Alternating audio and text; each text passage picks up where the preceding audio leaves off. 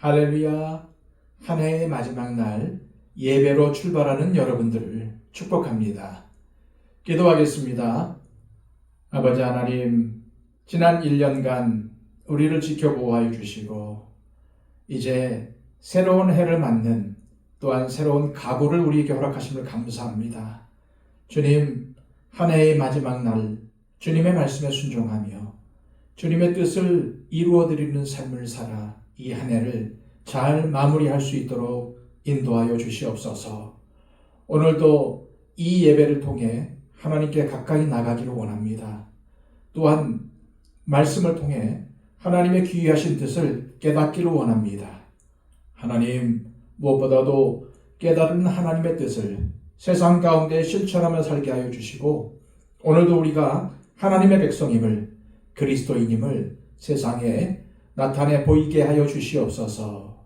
세상에 선한 영향력을 끼치며 예수 그리스도의 사람으로 아름답게 살아갈 수 있도록 우리를 도와주옵소서.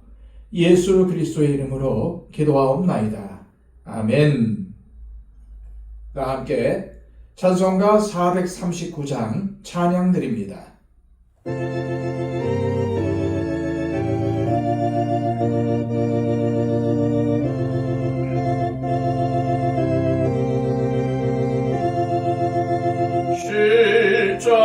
십자가로 가까이 나를 이끄시고 거기 흘린 피로써 정케 하옵소서. 십자가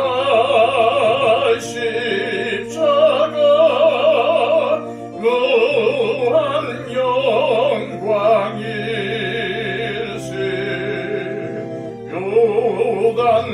요단강을 건넌 후 영원한 시간 내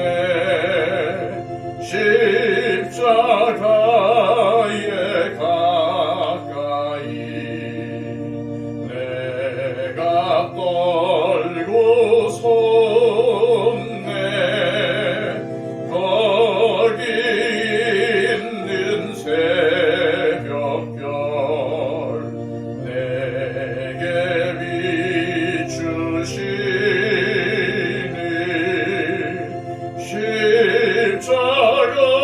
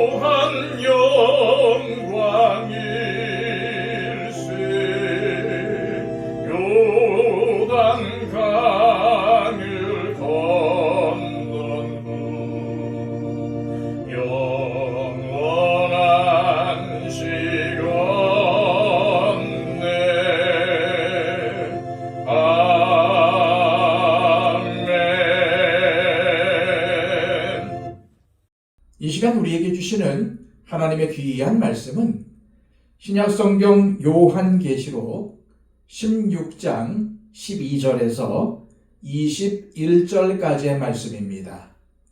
신약성경 415쪽입니다. 또 여섯째 천사가 그 대접을 큰 강 유브라다에 쏟음에 강물이 말라서 동방에서 오는 왕들의 길이 예비되었더라. 또 내가 보매 개구리 같은 새 더러운 용이 용의 입과 짐승의 입과 거짓 선지자의 입에서 나오니 그들은 귀신의 영이라. 이적을 행하여 온 천하 왕들에게 가서 하나님 곧 전능하신 이의 큰 날에 있을 전쟁을 위하여 그들을 모으더라. 보라, 내가 도둑같이 오리니 누구든지 깨어 자기 옷을 지켜 벌거벗고 다니지 아니하며 자기의 부끄러움을 보이지 아니하는 자는 복이 있도다. 새 영이 히브리어로 아마겟돈이라 하는 곳으로 왕들을 모으더라. 일곱째 천사가 그 대접을 공중에 쏟음에 큰 음성이 성전에서 보좌로부터 나서 이르되 되었다 하시니 번개와 음성들과 우레소리가 있고 또 큰 지진이 있어 얼마나 큰지 사람이 땅에 있어 온 이래로 이같이 큰 지진이 없었더라. 큰 성이 세 갈래로 갈라지고 만국의 성들도 무너지니 큰 성 바벨론이 하나님 앞에 기억하신 바 되어 그의 맹렬한 진노의 포도주잔을 받으매 각 섬도 없어지고 산악도 간데 없더라. 또 무게가 1달란트나 되는 큰 우박이 하늘로부터 사람들에게 내림에 사람들이 그 우박의 재앙 때문에 하나님을 비방하니 그 재앙이 심히 크미러라. 아멘. 지금 우리는 하나님의 마지막 심판인 7 대접의 재앙의 내용을 살펴보고 있습니다. 우리는 오늘 말씀을 통해 하나님의 중요한 메시지를 발견할 수 있습니다. 17절, 18절입니다. 일곱째 천사가 그 대접을 공중에 쏟음에 큰 음성이 성전에서 보좌로부터 나서 이르되 되었다 하시니 번개와 음성들과 우레소리가 있고 또 큰 지진이 있어 얼마나 큰지 사람이 땅에 있어 온 이래로 이같이 큰 지진이 없었더라. 여기서 중요한 메시지는 하나님의 되었다라는 선포입니다. 일곱째 천사가 대접을 공중에 쏟았습니다. 공중은 마귀의 보좌가 있는 곳, 즉 마귀가 가진 권세를 의미한다고 했습니다. 이 심판 후에 성전 보좌로부터 하나님의 큰 음성이 나서 되었다라고 하신 것입니다. 되었다라는 하나님의 선언이 가진 의미는 이제 끝났다는 뜻입니다. 심판이 종식되었다는 의미입니다. 그리고 이는 17장과 18장에 나오는 큰 음녀 바벨론의 멸망과 연결됩니다. 게다가 이 심판이 시작될 때 번개와 음성들과 우레소리가 있었고 또 아직까지 경험한 적이 없는 큰 지진이 있었다는 것을 말씀합니다. 그러고 나서 19절에서 21절에는 큰 성 바벨론이 하나님의 맹렬한 진노의 포도주 잔을 받는다는 것을 밝힙니다. 바벨론이 어디입니까? 바벨론은 바로 모든 적그리스도의 세력을 총칭하는 말입니다. 따라서 바벨론이 하나님의 맹렬한 진노의 포도주 잔을 받는다는 것은 모든 심판이 끝나게 된다는 것을 의미합니다. 물론 여기서 바벨론은 상징적으로 로마를 가리킵니다.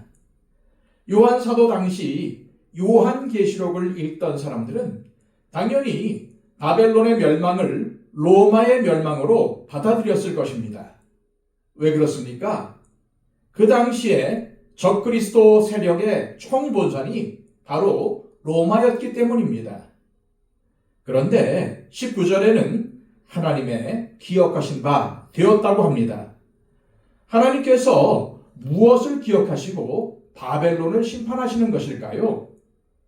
그것은 앞에서 이미 살펴본 계시록 6장 9절에서 11절의 순교자들의 기도와 8장 1절에서 5절의 땅에서 고난받는 성도들의 기도와 관련이 되어 있습니다. 하나님은 바로 이러한 성도들의 기도를 기억하시고 바벨론에 큰 진노의 심판을 쏟으신 것입니다. 우리는 오늘 본문의 바벨론을 로마를 포함한 모든 세대를 총망라한 적그리스도의 세력들, 그리고 사람들을 미혹하는 세상 사조들을 모두 지칭하는 말로 보아야 합니다. 또한 대적 재앙이 앞에 다른 재앙들과의 차이점이 바로 여기란 사실을 볼 수 있어야 합니다. 왜냐하면 대접 심판은 하나님의 마지막 심판이기 때문에 단순히 피조물들만이 아니라 마귀와 그의 모든 추종 세력들, 곧 모든 적그리스도의 세력들에게 심판이 부어지기 때문입니다. 그리고 그것은 짐승의 보좌와 공중에 하나님의 진노의 대접이 쏟아지는 것에서 확인이 되는 것입니다. 그런데 21절을 보면은 무게가 한 달란트나 되는 큰 우박이 쏟아져서 세상이 끝나가는 상황 속에서도 살아남은 자들은 여전히 회개하지 않고 하나님을 비방합니다. 이러한 회개하지 않는 자들의 그림은 최후의 심판을 염두에 둔 것입니다. 그리고 최후의 심판은 주님께서 재림하실 때 완전하게 이루어지게 될 것입니다. 지금까지 살펴본 되었다는 하나님의 선언은 더 이상 회개할 기회가 없다는 절망적인 말씀입니다. 그리고 이런 심판의 문맥 속에 치명적인 말씀이 들어가 있습니다. 15절입니다. 보라, 내가 도둑같이 오리니 누구든지 깨어 자기 옷을 지켜 벌거벗고 다니지 아니하며 자기의 부끄러움을 보이지 아니하는 자는 복이 있도다. 여기서 가장 먼저 주목해야 할 것은 주님께서 도둑같이 오신다는 사실입니다. 주님은 분명히 다시 오실 것입니다. 번개가 동에서 서로 치는 것 같이 만민이 볼 수 있도록 오실 것입니다. 하지만 도둑같이 오십니다. 언제 오신다고 광고하고 오시는 것이 아니고 어느 날 갑자기 오신다는 말씀인 것입니다. 이것을 기억하는 것이 우리 신앙생활에 너무나도 중요합니다. 주님이 언제 오실지 알 수 있으면 잘못 살다가도 그때 가서 제대로 살면 되지만은 도둑같이 오시기 때문에 언제인지 알 수 없다는 것입니다. 그냥 우리의 생활이 주님을 맞을 준비가 언제든 되어 있어야 한다는 말입니다. 우리가 앞서 묵상한 사대교회에는 옷을 더럽히지 않은 성도들이 있었습니다. 그리고 라오디게아 교회에는 흰옷을 사서 입으라고 하셨습니다. 그러므로 여기 옷을 더럽히지 않았다는 것과 흰옷을 사서 입으라는 말씀은 세상과 타협하지 않고 그리스도로 옷 입고 살아가는 성도의 신앙생활을 가리키는 것입니다. 그렇습니다. 깨어있음의 핵심은 그리스도로 옷 입고 살아가는 것입니다. 소아시아의 7교회 중에서 라오디게아 교회는 가장 깨어있음과 거리가 먼 교회로 주님에게 내 곤고한 것과 가련한 것과 가난한 것과 눈먼 것과 벌거벗은 것을 알지 못하도다 라고 큰 책망을 받았습니다. 라오디게아 교회가 위치한 라오디게아라는 도시는 값비싼 검은색 양모 산업이 발달하여 큰 풍요를 누리던 도시였습니다. 그런 라오디게아 교회에게 벌거벗었다고 주님은 책망하셨습니다. 그러면서 주님은 누구든지 흰 옷을 사서 입어 벌거벗고 다니지 아니하며 자기의 부끄러움을 보이지 아니하는 자가 복이 있다고 권면하셨습니다. 여기서 벌거벗음은 영적인 수치를 말하는 것입니다. 따라서 오늘 말씀에 깨어 자기의 옷을 지키는 것과 벌거벗음은 모두 영적으로 깨어 있음과 그렇지 못함을 전달하기 위한 그림이라는 사실을 알아야 합니다.